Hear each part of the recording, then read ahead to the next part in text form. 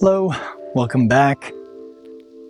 Today I want to talk a little bit about Isvara, which is a concept that shows up in yoga and Patanjali's Yoga Sutras.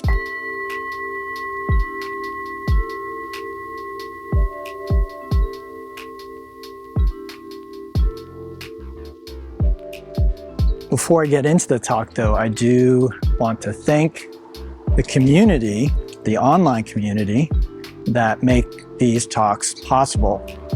And those are going to be my patrons over on Patreon. So if you'd like to join that community, please check out the links below. I've got music that I put behind the classes available for download. Also check out my other channel, the Yinstitute. I've moved all my Yin content over there. And I'm putting up a lot of extra stuff that hopefully you find interesting and to uplift your life. Again, music, videos, and other content, sharing content from other creators as well that I think is valuable.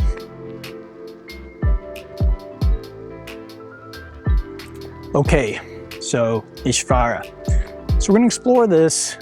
Isvara Pranidhana will come up later. That might be the thing you think of when you think of Isvara, but we're just going to explore more of just the concept of Isvara today. So what is Isvara? My understanding is there's two basic ways of kind of thinking of this. One is a storehouse of knowledge that is timeless, is untouched by time, impervious to time. So if we think of like time and space, almost like playing a film or movie, but you look at if you take the film off of the reel, I'm probably dating myself by talking about film as actually being on a reel.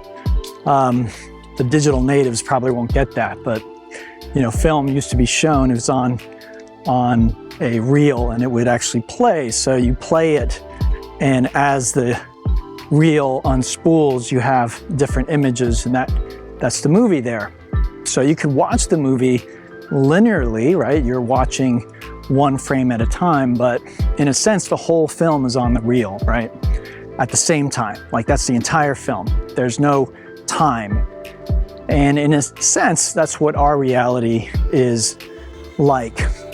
That's not how we experience it. Obviously, we are, you could say, in the movie theater watching it unfold in a linear fashion, but that's not from a cosmic point of view or from a spiritual point of view likely how reality actually is. It's sort of one way of experiencing reality, but it's not the only way of experiencing reality. So there are likely beings and ways of experiencing reality in a non-linear time and space based fashion. And again, as human beings, it's very hard for us to conceive of that or to understand what that would be like. And that's fine, but that's just the reality. I think science agrees with this perspective at this time. So this is one way of looking at Isvara, like all knowledge from all times and all spaces are already accessible, they are already there, and that is Isvara.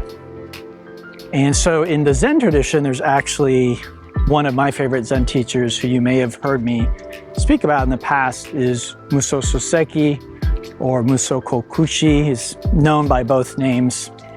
And he has a book, which is a series of letters with the emperor at the time called Dream Conversations or Conversations from a Dream. I believe there are a few different translations. Anyway, he's an amazing teacher from my perspective. And he says that the practice of Zen is really not so much an end unto itself, but it is a process by which we gain access to what he, I think, refers to, at least the translation, the universal storehouse of knowledge, right? So this is an interesting concept, that there's actually a universal storehouse of knowledge that we could learn to access as human beings. Like, that sounds pretty cool, doesn't it? And so the price of admission, if you will, is practicing meditation, practicing Zen, learning how to quiet the monkey mind enough so we can access this deeper layer of knowledge that is available to everybody. So from my viewpoint, this aligns with this concept of Isvara, okay, this universal storehouse of knowledge. Another way of looking at Isvara, and I don't think these are mutually exclusive or in conflict with one another, it's just a way of thinking of this concept or this idea, is the universal teacher, the teacher's teacher. So sometimes in spirituality, it's said that your physical teacher is someone who is putting you in touch with your inner teacher. So they are, for you anyway, maybe not for everybody, but they somehow are able to give voice to what is inside of you. The Isvara, again, the teacher's teacher, the teacher that's in all of us, the universal teacher, right? So every teacher of spirituality ultimately is channeling, if you will, or somehow accessing the knowledge of Isvara. And again, it's just a name. This is a concept I think that we find in different traditions, again, with different names. So again, in a more Christian context, I think the idea of Holy Spirit fits this mold. In A Course in Miracles, which of course is based in sort of Christian ideas, you have the concept of Holy Spirit, which again is the teacher's teacher, really the voice, if you will, for how God sees the world and reality and existence. And this voice is very different. It has a very different way of seeing things than what we would consider our egoic perspective or the standard narrative, what I call the standard narrative of your average everyday person. So, again, if somebody wrongs you or hurts you, the standard narrative tends to be, well, hurt them back, an eye for an eye kind of thinking. And what you find in the teaching of Jesus, which came after that sort of eye for an eye approach, is more of an emphasis on non-judgment, more of an emphasis on forgiveness, right? Let he who is without sin cast the first stone. Well, who's without sin? So who's going to cast that stone? Forgive them, for they know not what they do. Once again, can we really condemn people or blame people when they don't really know what is driving them and what they're doing, right? How much harm they might actually be causing.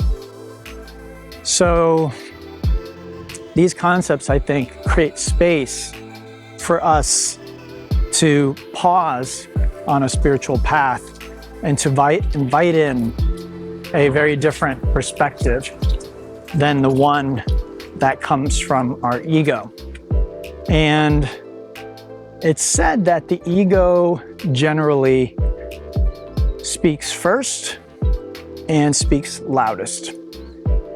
And so if we want a different perspective, at least at the beginning, we will usually need to first allow our ego to flip out. We'll have some kind of an emotional reaction to a situation. We're going to have to be like, okay, I'm not going to act on that or do anything with that. And the ego will give us its perspective, which is based in fear and separation. Again, they hurt you, you need to hurt them back. You need to protect yourself. You don't want to be hurt. So we need to just allow that to come up. And then we want to pause and be still, right? Because again, a very important teaching I think I interpret from the Bible, be still and know. Again, you can add on, be still and know I am. You can add on, be still and know I am God. But I really like even just stopping at be still and know. Stillness, silence. These are ways for us to access something that is beyond our conventional knowledge. So we have that sort of conventional response, and then we bring in stillness and silence, and we invite in a different perspective, one that is unconventional, one that perhaps does not make sense from a material point of view, from a standard point of view of the material world. And this is where faith comes in, right? This is where belief comes in. This is where trust comes in. And these are concepts we find, I think, in every spiritual tradition in one form or another. And this is where this concept of Isvara, the teacher's teacher, maybe again, we can look at this universal storehouse of knowledge where we get access to something that is beyond what we can see and hear with our senses and know with conventional learning. Or again, we can look at it the other way of Holy Spirit or teacher's teacher, where we ask for another way to see things. This is the way the Course in Miracles frames it, which I like a lot. It again says, you know, something brings fear into our mind.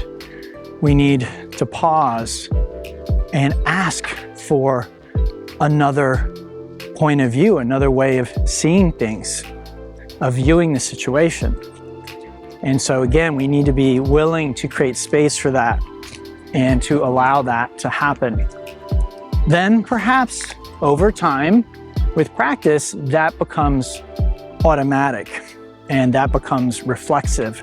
So instead of the ego speaking first and speaking loudest, perhaps at a certain point, the only voice we hear is this voice for Isvara, the universal teacher, the teacher that has access to all knowledge through all time and all space, whereas our knowledge and our senses are inherently limited. This is partly what makes human life interesting. This is what allows the movie, if you will, for things to unfold.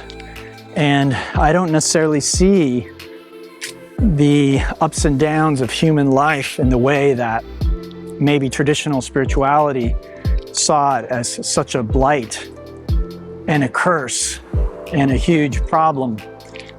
I see it actually as perhaps something that can be enjoyed and appreciated for what it is. If we understand what it is, we allow it to be what it is, but we, like an audience in a movie theater, can be engrossed in the film and can enjoy the film without feeling threatened on a fundamental level. That is what allows them to enjoy the film.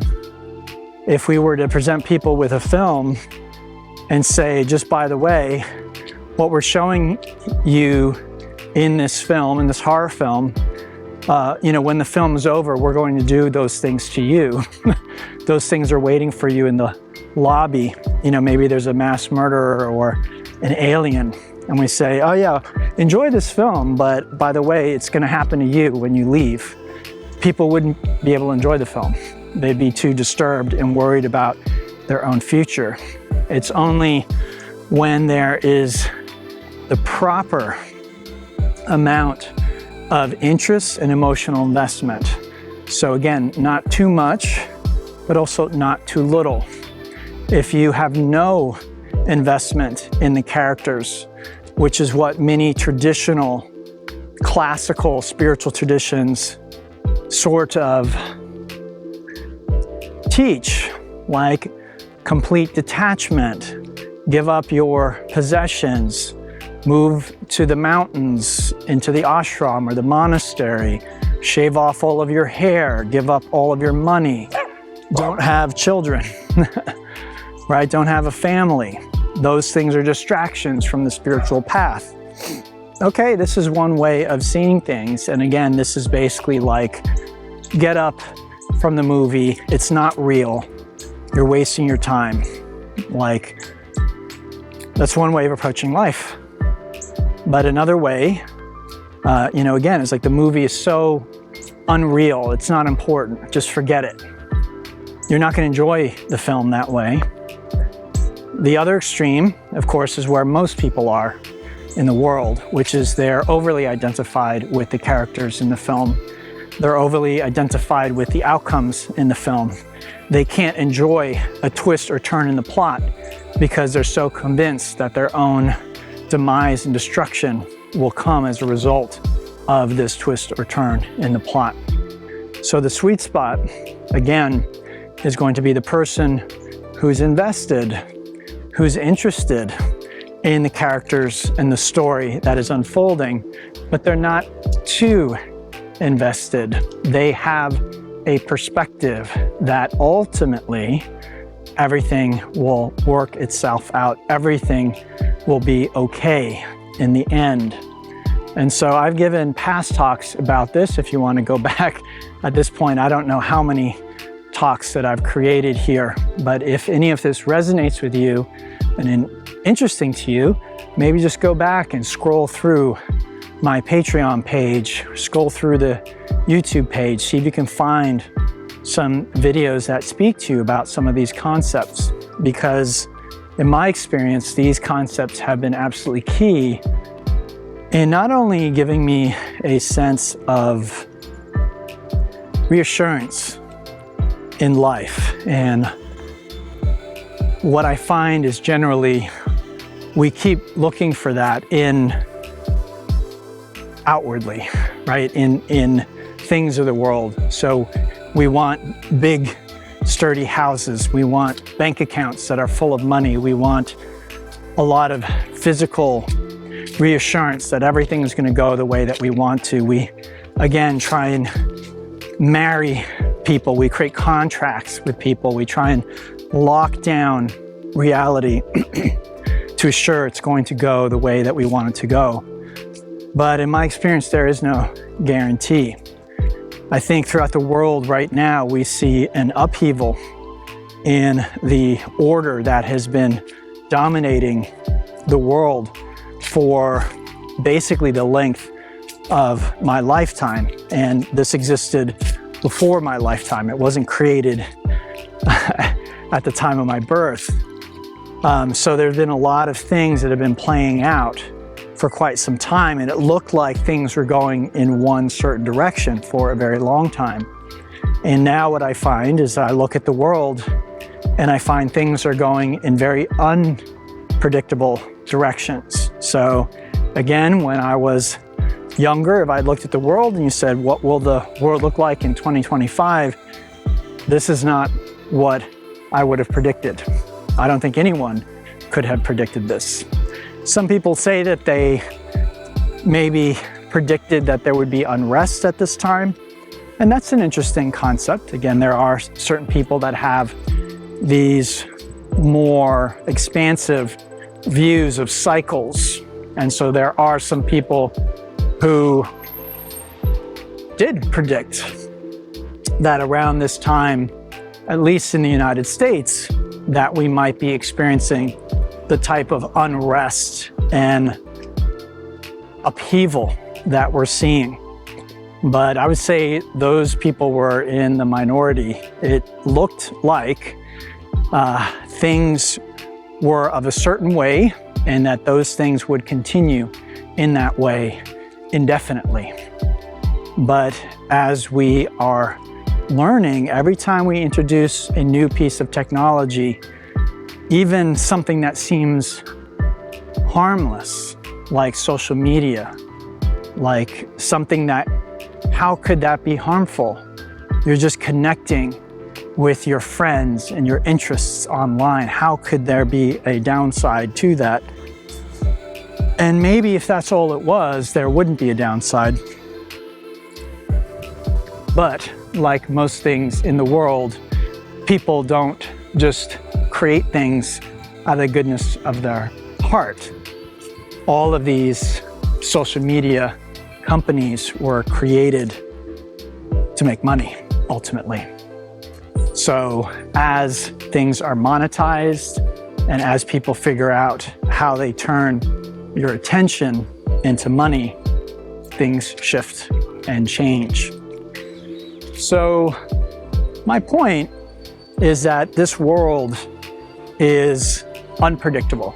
I've experienced this in my own life, again, seeing the whole world order even being drawn into question. It's not to say that it will change. It's not to say that things cannot again shift from this point onward and go back in a direction where they seem like they were headed for a period of time. But it's also possible that either they continue on the trajectory that they are currently on, which again is a change from the trajectory they were on for most of my life, seemingly, or perhaps they switch and go in a third direction that no one is even dreaming of at this point. And I think the advent and proliferation of artificial intelligence could be something that does that. And there are other factors as well. Many people are talking about the presence of aliens as well. And it seems like the government and people in the government are seeming more and more open about the possibility that this might actually be a real thing. So imagine if we gain the knowledge that actually there is alien life that has been visiting our planet and maybe actually interacting with members of governments or scientists, that maybe even a technology like AI is the result of such an interaction. So it brings us, I think, back to the core principles and teachings of what the yogis were really dealing with. They looked out at the world and they saw utter chaos, unpredictability, right? What is going to happen next? Nobody knows. And again, some people actually express this, some teachers like the Buddha, as all life is suffering.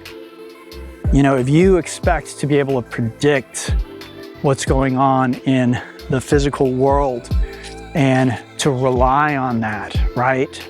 To say, I'm married, so that means I'm going to live happily ever after. What many humans have learned over time is that that is simply not a given or true. You can get married, but that does not guarantee that you are going to live happily ever after. You can have children. That does not mean that those children will survive and live to take care of you in old age. You can build a business, and that does not guarantee that business will be successful or that it won't be wrenched from your grasp, perhaps in a hostile takeover or through some other kind of legal means, maybe legal trouble even. You lose your business. There's so many things that can happen in this world that would cause us to suffer if we are very reliant on what is going on outside. So Isvara is one of these concepts, again, we find in yoga, where we're asked to turn inward for knowledge, inward for reassurance, inward for comfort.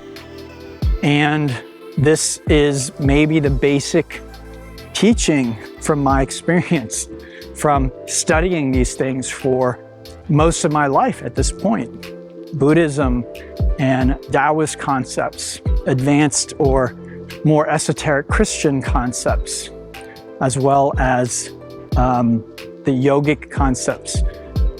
These things are generally saying you're not going to find reassurance in the outside world. It's not really what it was designed for. You will find that inside of yourself.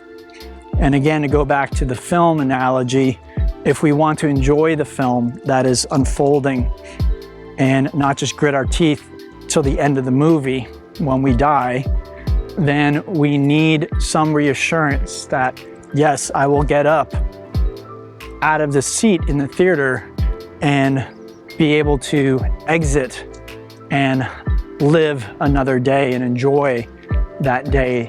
That what happens to the characters on the screen and in the film and in the story, whether it's a comedy or a tragedy or action and adventure or some kind of a Disney type film, that whatever occurs and happens, ultimately things will be okay. I almost said things will be okay for me, but this sort of again brings us to one of the paradoxes, you might say, that show up for us on the spiritual path. That if we're too identified as an individual, as a separate individual, well then that individual in a sense is doomed.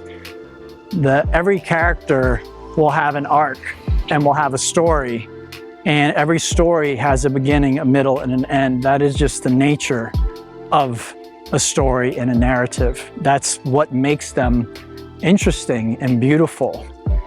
So what you'll find is if you're identified too much, again, with the character, then you're really going to suffer as a result. But if you can say, again, maybe not everything is going to be okay for me or this character, their story will end, and that is okay. That is the nature. Like, would you enjoy a film that just went on forever? Of course not. So there will be an arc, and that is okay. That is not a problem. But again, if you can step away from everything's gonna be okay for me, everything's gonna work out exactly how I want. If you can step away from that and say, well, everything's gonna be okay, ultimately. And that has been my experience, that everything is okay, ultimately. And one way of experiencing this in your own life in real time is to, again, be still.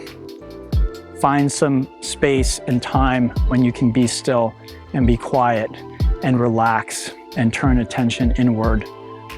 And you might be surprised at what you find.